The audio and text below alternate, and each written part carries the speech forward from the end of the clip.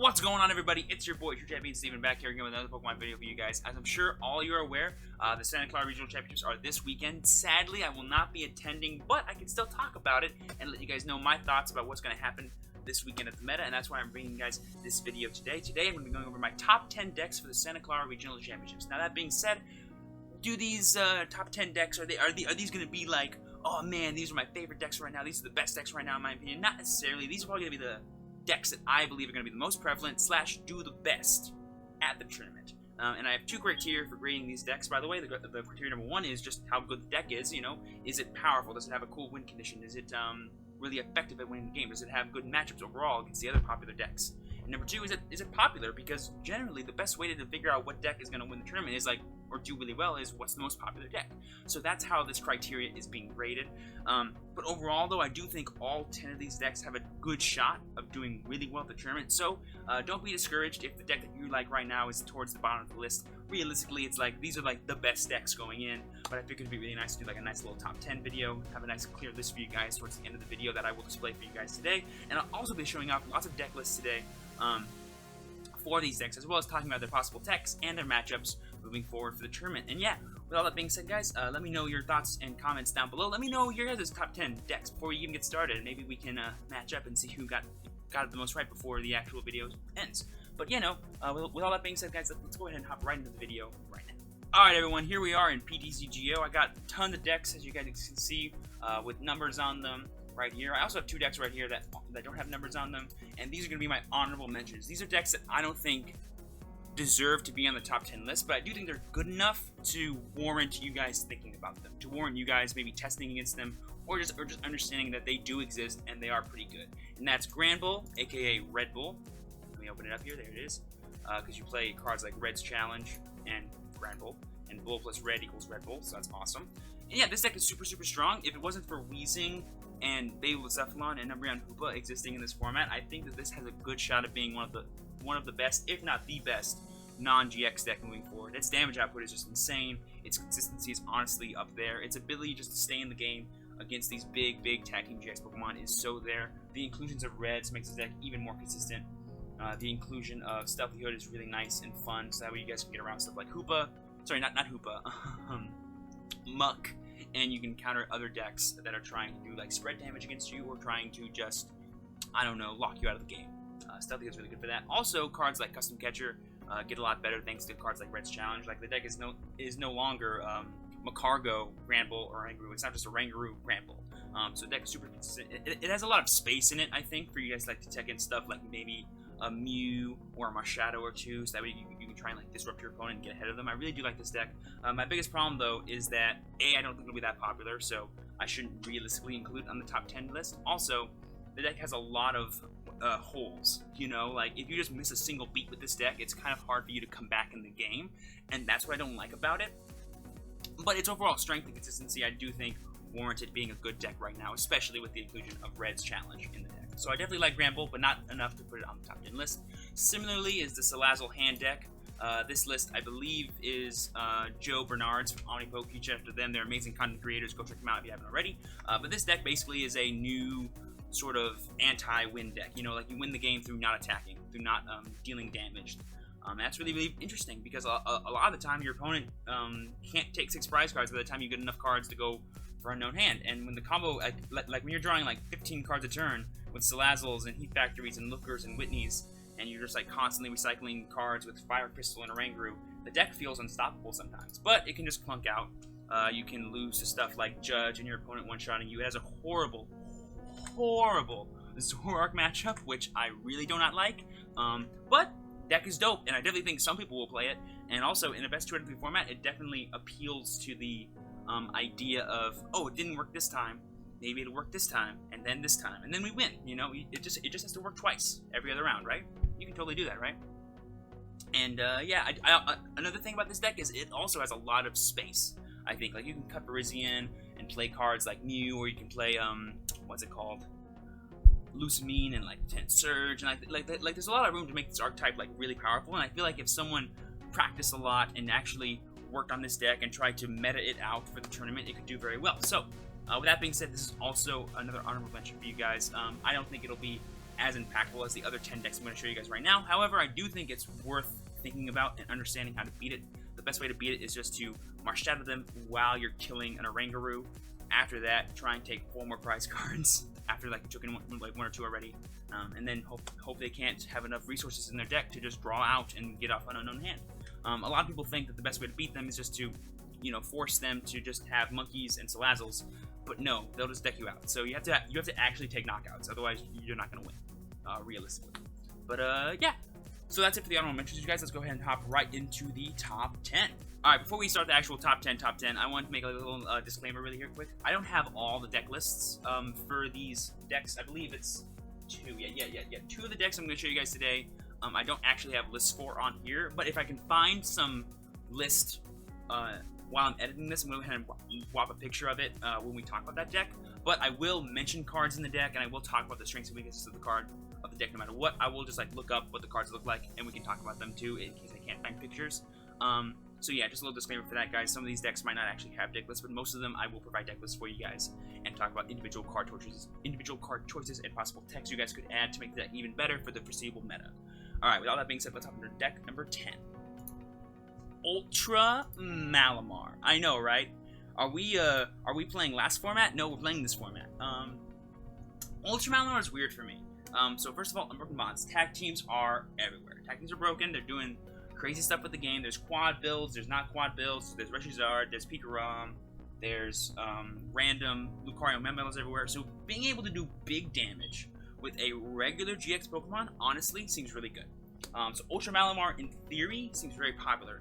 And when Ultra Malamar, in theory, seems really good, a lot of people, especially in California, Californians love them some Malamar. They're going to play it. They're going to play it, you guys, and they're going to do well with it. So I would definitely expect to see this deck. Now, the reason why it's number 10 is that it's predictable. Everyone knows this deck. Everyone knows how to beat this deck. Everyone knows what this deck can do and what it can't do. It doesn't really shake up the format enough for me to warrant it being higher. Also, I don't think it'll be as popular as the other decks we're going to talk about. I do think it has good matchups overall. Like, it does beat, like, quad tag team decks. It does beat stuff like Mill. It does beat stuff like, Stall, like Melmetal, Regigigas Stall, which we'll talk about later. It has a good, like, non-GX, like, way to deal with it, because Giratina is really powerful, but you do play a lot of GXs, so, like, starting a GX against, like, a non-GX matchup kind of hurts a lot. Has a good Zoroark matchup, I think, overall. I think it's a tough, I think it's like a 50-50, but depending on how good the Zoroark player is and how good the Ultra Malamar player is, could shape up pretty good. So, like, if you're confident with this deck going into this meta, I definitely would say go for it. Like, I don't see a reason why you shouldn't play it if you're confident in all your matchups, because the deck is consistent, the deck is strong, and it definitely looks good. And if enough people play it, then it'll actually see a lot of good results. So, best of luck to whoever plays it. I think the list that I have right here for you guys is pretty good. I can't foresee any techs that you guys can play besides, like, maybe EV Snorlax, so you can have, like, a different type in the deck. But you already have Marshadow and Ultra Necrozma and Gengar Mimikyu, so I don't see how you need more than just those guys, but who knows, maybe you do. Alright, guys, moving on to deck number 9. Alright, guys, moving on to deck number 9, we've got Gardevoir Silva, the first of the 2 decks that I don't actually have deck lists for you guys, because I haven't built them on PTCGO yet, and there's a reason why I haven't built Gardevoir Silva on PTCGO yet. I don't like it. I'm just going to say it plain and simple here. That's why it's so low on the list. Personally, I could not put this thing any higher than 9 or 10. The only reason why it's 9 is that it, in theory, beats Ultra Malamar, so I kind of think I should put it over Ultra Malamar, because I think, on the whole, it'll do better if enough people play it than Ultra Malamar will. That's why it's number 9. Now, I do like this deck. I like the idea of a big tag team deck that just tries to heal and tank up and to perform this big, huge combo towards the end of the game to try and win the game. Magical Miracle is objectively a powerful attack. Kaleidostorm has an amazing, amazing synergy with all the fairy support in this deck and all the healing support in this deck. I really do like the deck. I love the Miss Magius build, which is probably the deck list that you guys are seeing right now. If you're not seeing the deck list appear on the screen right now, you're seeing a picture of the full art Gardevoir Silva, and I'm going to talk about all the cards that are in the deck, like Fairy Charms, Miss Magius, possibly even the Rabombi kind of support or lock build, which is also really good, depending on what list you guys are seeing. And the deck does work. Like, it objectively works. My biggest problem with it, though, is that it's not aggressive. Like, you have to play cards like Mina and Lieutenant Surge in order to try and get, like, a good burst turn or two to even keep up with, like, the more aggressive archetypes like Reshizard or Baby Blacephalon or Pikarom even. Like, Pikarom can beat this deck, guys. Everyone has been telling me, oh, dude, Gardevoir Silva kills every electric deck in the game. I'm like, what are you guys talking about? No, it does not. They can play Field Blower. They have Zapdos. Zapdos is good enough. Zapdos and E-Power are broken cards. They will get the job done against the Gardevoir Silva. Zapdos Beast, which is a deck that we're not going to talk about in the list, but I will mention, is also a good deck. I just personally don't think Zapdos Beast has enough going for it to where it can justify me make a huge impact in the metagame, but it will be around, and it's very good, and it can beat this deck despite popular belief. I just feel like Gardevoir Silva on GX isn't performing the way that people want it to. I personally don't see it doing anything super impactful at Santa Clara. However, I do think enough people will play it to the point where it'll see results. But that's the only reason why. Is because like 20% of the field or something is playing it. No other reason. And also, if you're and again, it's one of those things that, like, if you're confident with this deck and you know what you're doing, I definitely think you have a shot of doing really well at the tournament. I'm just saying maybe not as well as other decks that I'm going to show you guys next. So that's Gardevoir Silva. I think it's very powerful. It does very well against like non-GX stuff. It's really good against spread.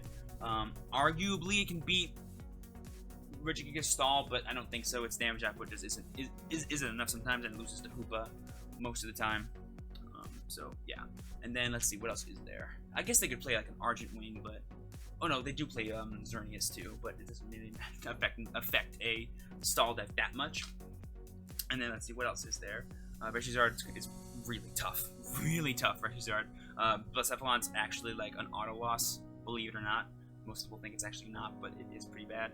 And then I guess Salazzle Hand, you beat that because you have Magical Miracle. And then I guess Granbull you beat because they just can't kill you and you heal and then kill them, so cool.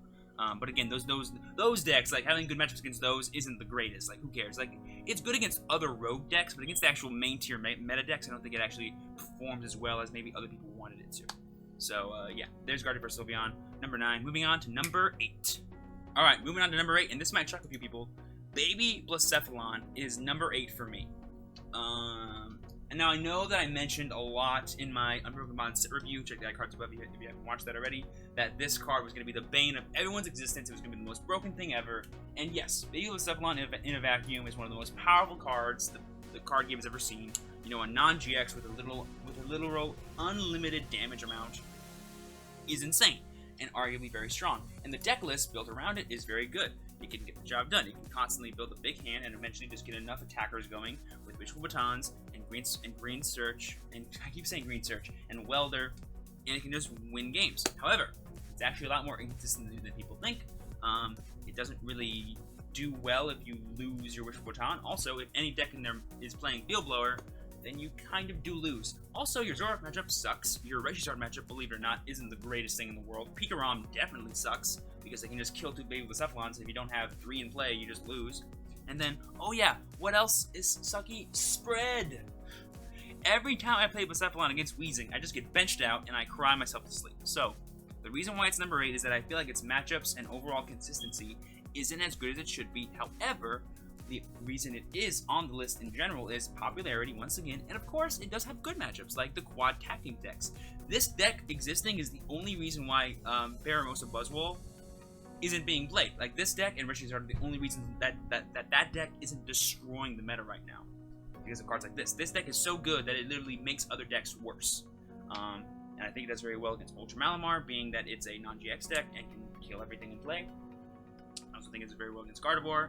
I think it does niche well against Mill. Like, Mill, you can get a little shaky. Like, if you miss a beat or 2 against Mill, they can actually get ahead of you by playing cards like Lieutenant Surge and getting rid of like your energies and stuff. And like Get Lost is pretty good if they're playing that in their list. So I definitely feel like there's room for Baby Blacephalon to do well, and the fact that a lot of people might play it, and that it is a very powerful non-GX deck, and popular, and like as time has gone on in the meta, a really powerful non-GX deck generally does very well, or a non-EX non-GX deck does very well. So yeah, right now I'm playing it with Turtonator because I'm afraid of people trying to counter you with like Heatproof and Water Bubble, but you can always play like a Turtonator and a Blacephalon GX. I've seen people play like Jirachi now in the Blacephalon to try and counteract the problem of being inconsistent, but I don't like that because you're playing Pokemon that aren't Blacephalons and that also cannot attack, and now you're forced to play switches. I actually think it makes the deck even more inconsistent than it already is, personally, because then you can't play Green Search, and Green Search is honestly the best thing about this deck in my opinion, like the only saving grace it has. So definitely if you're playing this deck, be really confident in your choice, but if you do know your matchups and if you do play it. You have a lot of damage output, and you can kill people. So hopefully you play against a lot of GX decks. That's all I can say. But I do like this deck. That's why it's on the list. And yeah, moving on to number 7. As I'm sure you guys have noticed, my attitude towards like the bottom 5 decks is kind of negative, but it's not negative. Like all these decks I'm saying are pretty much like if a good number of people play them, and if you're confident in your list and you're confident in your matchups, these will do well. I really do think that they will do well.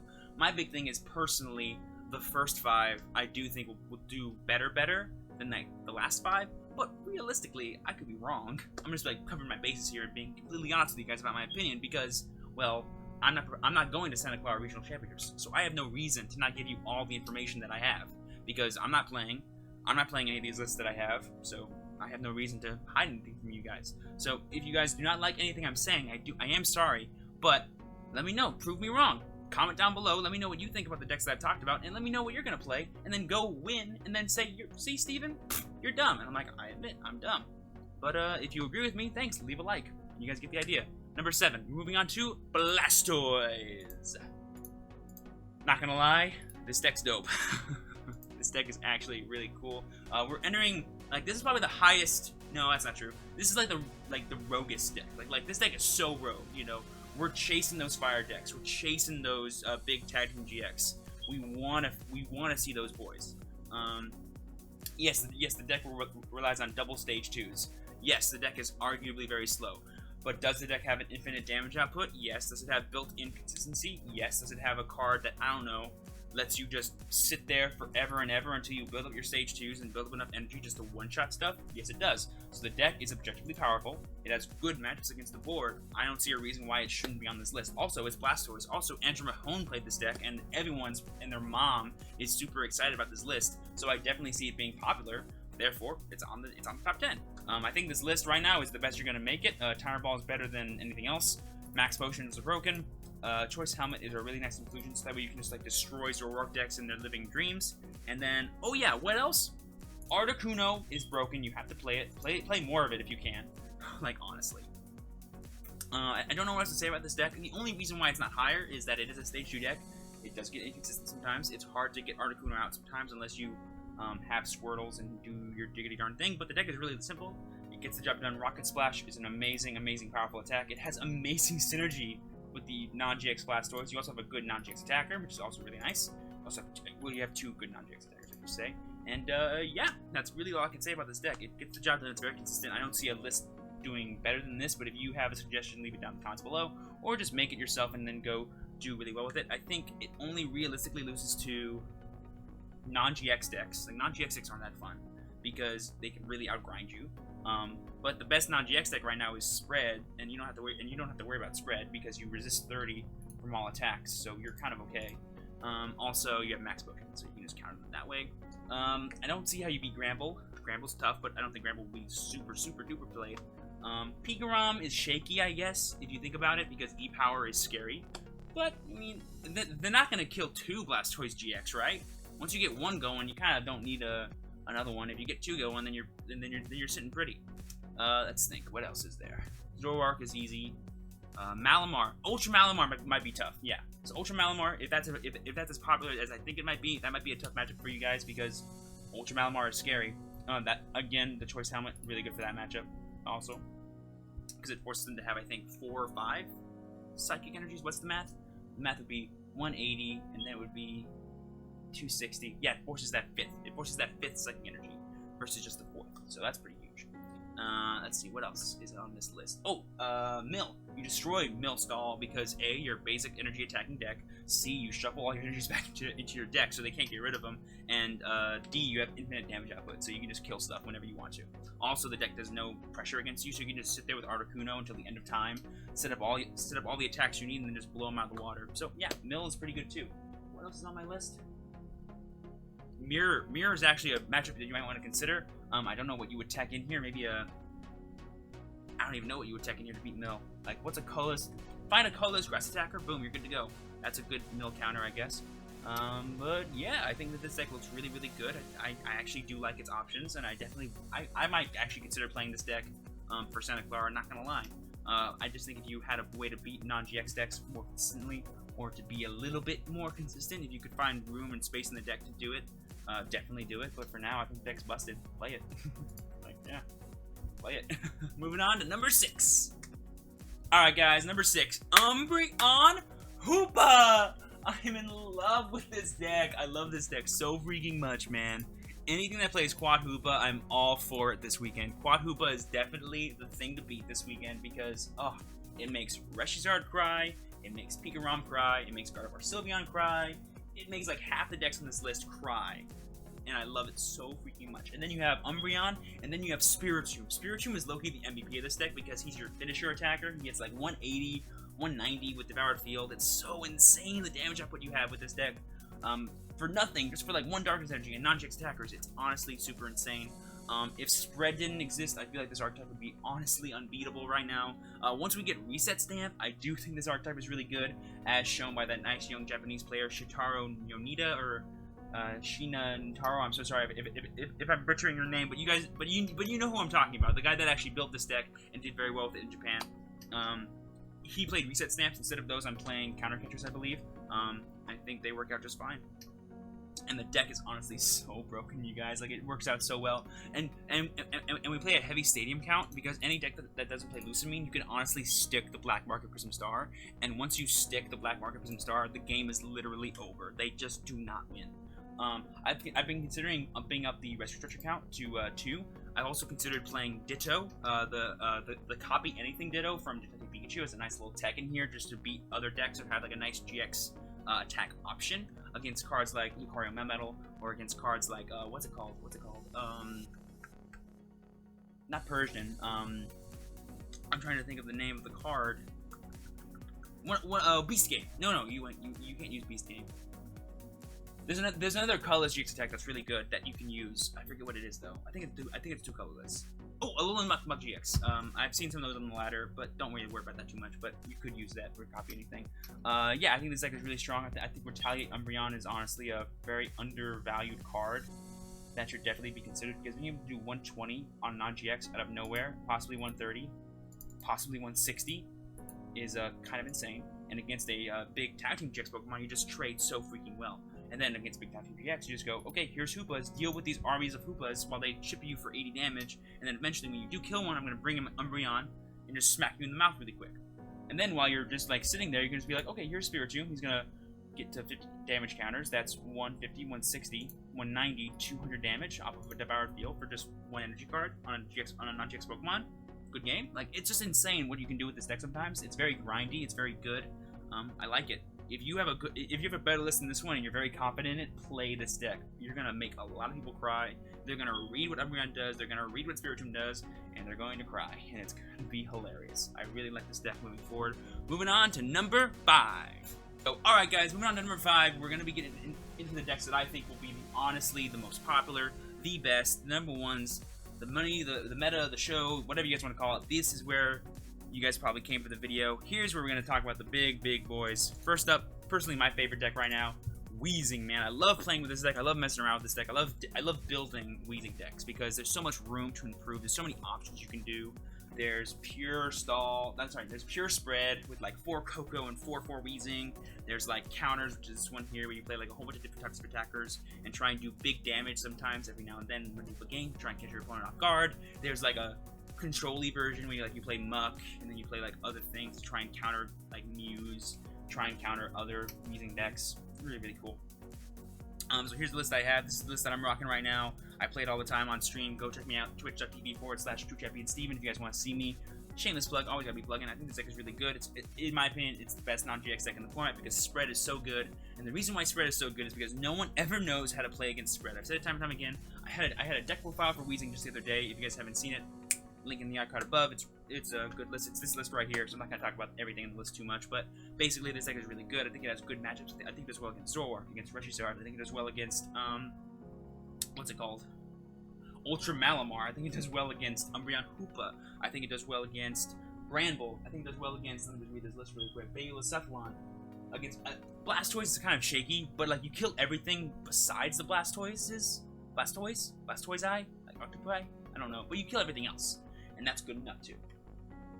Zoro Gong is a little shaky because they're beefy in their evolutions, so I've won it, but I've also lost it, so definitely I think that's more of a 50-50 matchup.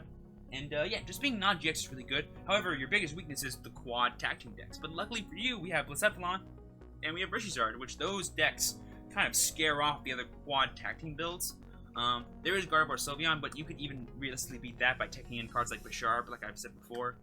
So yeah, there's just many ways that you guys can respond to the meta as well with this deck, and I definitely think that if someone built a perfect list for Santa Clara of Weezing, they would just win the tournament, because the deck has so many flexible spots, and all you need to do is draw cards and draw energy, and you can kind of just like do whatever you want, and it's kind of insane.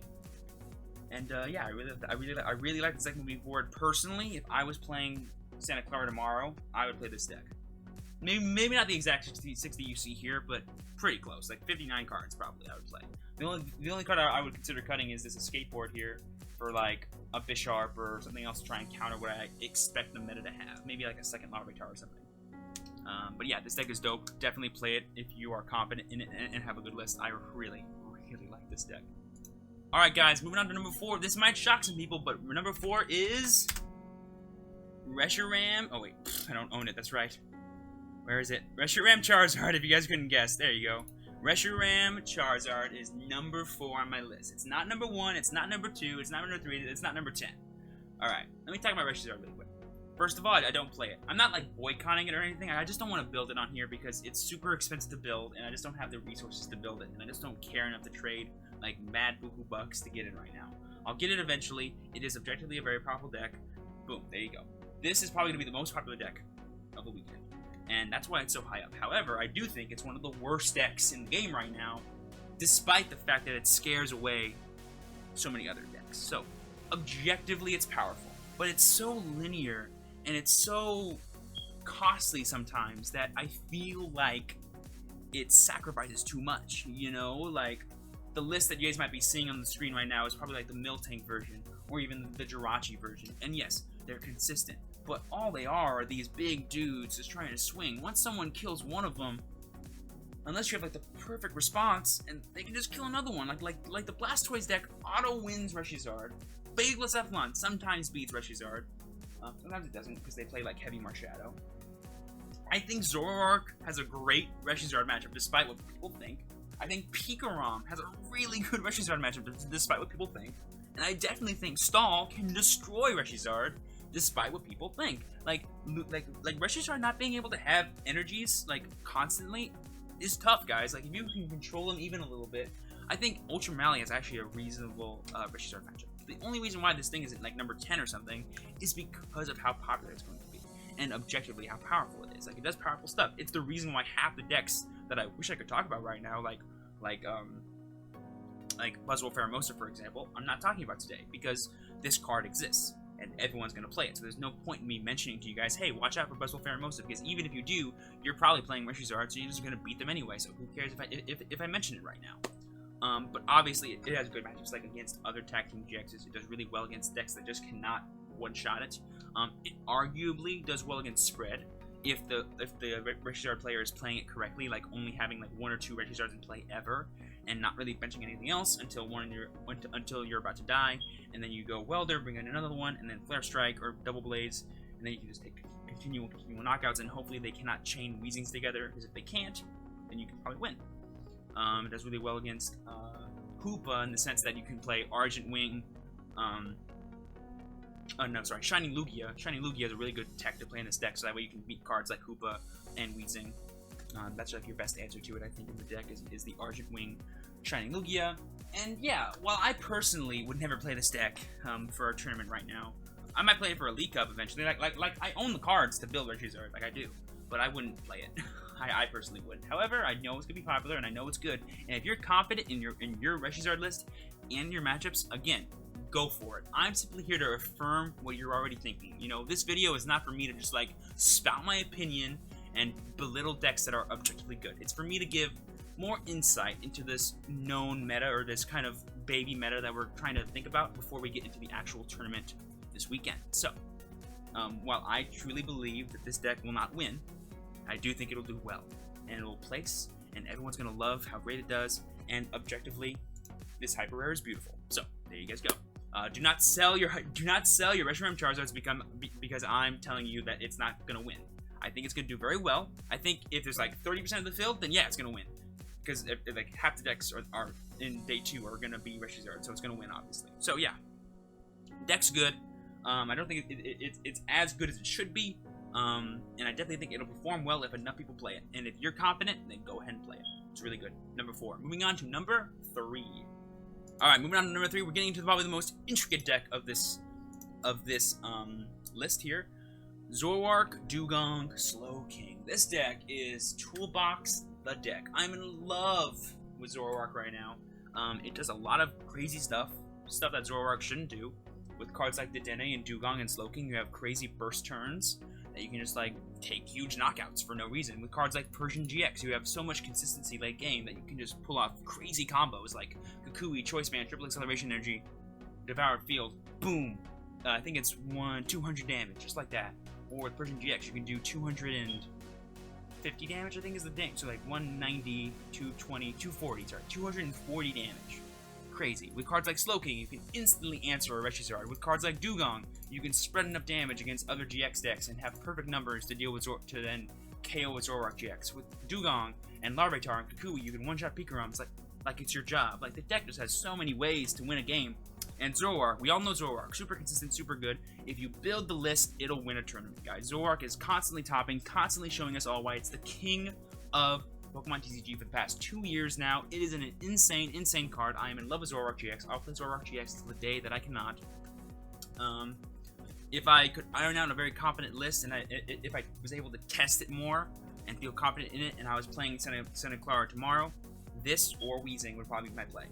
If you are confident with your Zoroark Dugong list and you know what to do in every matchup, then by all means play it.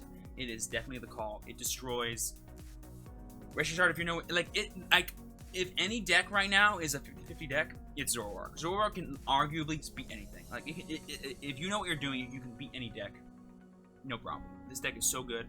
I love it so much. Best of luck to anyone that does play it. Hopefully you don't prize your Persian or prize your Slowking. This deck is super, super broken. The only real auto loss you have is, I would argue, Stall. Stall is arguably probably the worst matchup you have. Other than that, you guys, Zoroark is so good. So best of luck to everyone playing Zoroark. I love Zoroark. Moving on to number dos. Alright guys, number 2 is Turbo Pikarom. As you guys can see, I don't have a third Pikarom or a second Zeraora, but there are 2. There are 3 Pikaroms, so just that's the list. Sorry that I didn't realize I didn't have these. Of course, one that I did. But here's the Turbo Pikarom list. It's very simple. It's pretty much Andrew Mahone's list that he did well with in Denver. Just with some Dedennes on electromagnetic radar, and of course, where is it? Oh no, that's it. And of course the 5 energy switching cards, multi-switch and energy switch. So, I'm actually not saying that Turbo Pikarom is the second best deck for this weekend. I actually think Lightning in general is the second best deck, as it's probably the best deck moving forward that is known. You know, generally when you're going into an unknown meta of a new regional championships, a tournament that no one's ever played before, with a new set that no one's ever really played with in a big competitive event, the known meta is always better than the unknown when it comes to consistency and confidence. So if you're confident with your Pikarom deck, just like with some updated cards in it, then by all means play it. You're gonna do well than say maybe a deck that you're just trying after only 2 weeks of testing. We've only realistically had 2 weeks with the set as like a big massive player, so it's hard to say realistically what the best meta is and what's not. But we know Picarom's good. We know Pikarom can respond to any matchup it's in, and we definitely know that Turbo Pikarom can do some busted stuff. However, I do think Lightning as a whole should be considered as this archetype, like Zap Beasts, and of course, Pikabox or Thunder Buddies. You know, all those decks are still as good, if not better, than they were before because of cards like the Dedenne and Electromagnetic Radar. So you should definitely consider them no matter what. I just have Pikarom on here because it's arguably the most popular one of all of them, if I had to guess, for this weekend. So that's why it's on here as the list that I'm showing you guys. But if you have a good Zap Beast list that has like Buzzwole Pheromosa in it, or like some neat new tech cards that no one else has thought of, by all means go ahead and play it. Like with the new Kartana, with like the big cut attack, really cool. If you're playing your Thunder Buddies deck and you're playing your Jolteons and your Dedennes and your Jirachis still, by all means go play it, have some fun, man, kick some butt. deck is really good. It does really well against Pikarom, I think. Just because E-Power and Turn 1 Full Blitz is broken. Turn 1 Full Blitz and E-Power are broken. Do not count out Pikarom because it can just do those things sometimes. Order Pad's still broken, believe it or not. And let's see. And you actually do really well against Stall. You do really well against Zoroark. You do really well against... I would argue you do well against Weezing because you can just like have like no Pokemon in play. Just kind of like truck through them. Umbreon Hoopa is tough because you only realistically have Zapdos to deal with them. But if you're playing like Zapbeast, then it's a free matchup pretty much. Blastoise is arguably okay. I think it's more 50-50 than people think. Baby Blounce is free because they just don't do enough, man. They just don't. Guardy, play a Field Blower. Like we're playing Field Blower in this deck because Baby Blounce, all you have to do is play Field Blower, March Shadow, and you beat them. Gardevoir, 50-50 because if they play Double Charm and Diantha, then they can arguably lock you out of the game. But if you're playing Zapbeast, then you don't care about the Fairy Charm, so you just constantly do enough damage to them, and then you win that way. So yeah, like all the matchups that like Pikarom is bad in, Zapbeast is good in. So like you could argue one or the other. It's like the same old story, you know. So yeah, number 2 for a very good reason. I think it'll be the most popular. I think it's also the most varied deck out there. It's also the most known, like, good deck. Like, Pikarom has won so many tournaments already. There's no reason why it shouldn't just keep winning and keep doing well. So I don't see a reason why someone who's very confident with Pikarom won't just play Pikarom this weekend. So that's why it's on here. It's a really good deck. Moving on to number 1. All right. Before I say why this is number 1, I want to just point out there that the reason why I think this is number 1 is because personally, if I was going into a regional tournament and I had the mindset of how do I beat this meta? How do I win this game? This is the deck that I think if you know your list and it's popular enough and if it is good enough, it'll win. And that's Stall. I think Stall, like Regigigas, Melmetal, Stall is honestly the best deck this weekend if you know what you're doing. Like, you need to know your matchups inside out, otherwise you're not going to win. But if you do, and you pick this deck, you're going to do super well. Because decks right now, it seems like burn out. Like, it's very hard to keep a game going in this meta right now. Like, you just don't have enough turns sometimes. You just don't have enough resources to take as many knockouts or do as much damage as you have to with this deck. Because Melmetal Lucario is honestly one of the most annoying cards in the game right now. Full Metal Wall is a broken GX tech. Steel Fist is honestly hilarious because you can actually take knockouts with Stall right now and win the game that way. Also, the combination of Steel Fist, Lieutenant Surge, Acerola, Plumeria is honestly incredibly broken with Mount Coronet because basically you Steel Fist for 2 turns, get the energies out of your deck, you take some damage, you Acerola, put them in your hand, then you Plumeria, discard them, and then you play Mount Coronet, get them back immediately. And then you have a loop of Plumerias every single turn. Boom, you're welcome. Broken deck, guys. Girafarig is awesome too because it beats cards like Baby Blacephalon, beats cards like beats decks like what's it called? Ultra Malamar, and does super well in the mirror match, which I do expect to play against. Also, Larvitar, really broken card, destroys Pikarom, destroys Zoroark, and of course, destroys... Oh wait, did I already say Zoroark? I already said Zoroark. Destroys Zoroark as well. And then, like I said before, any deck that plays Quad Hooper right now, I'm a big fan of. Also, Regigigas being the most tanky basic Pokemon in the game right now with Ancient Crystal. Amazing. Deck works, it's just broken. Lieutenant Surge makes it even more broken because you can play double Plumeria in a single turn, or you can play Lusamine, Plumeria, and like you can just do all kinds of crazy stuff right now. We're playing Cynthia's right now because there are times when your hand is a little depleted because you're playing cards like Surge, which does eat up your hand, and you need a way to refresh it, and that's Cynthia. And then of course, Steven's Resolve. I have to have the Steven's Resolve deck as number 1, you guys. I just have to as my top 10. I just do. Personally, the reason why I'm not playing Stall this weekend is A, I'm not going to Santa Clara, and B, I'm not as confident in my ability to play the deck as I wish I could. But if you're confident and you have a list that's similar to this one, or is better, in your opinion, dude, play that deck. You're gonna win, man, I promise. Like, the deck is broken. The only reason why this is number 1 is because I don't think it's gonna be as popular as as it should be.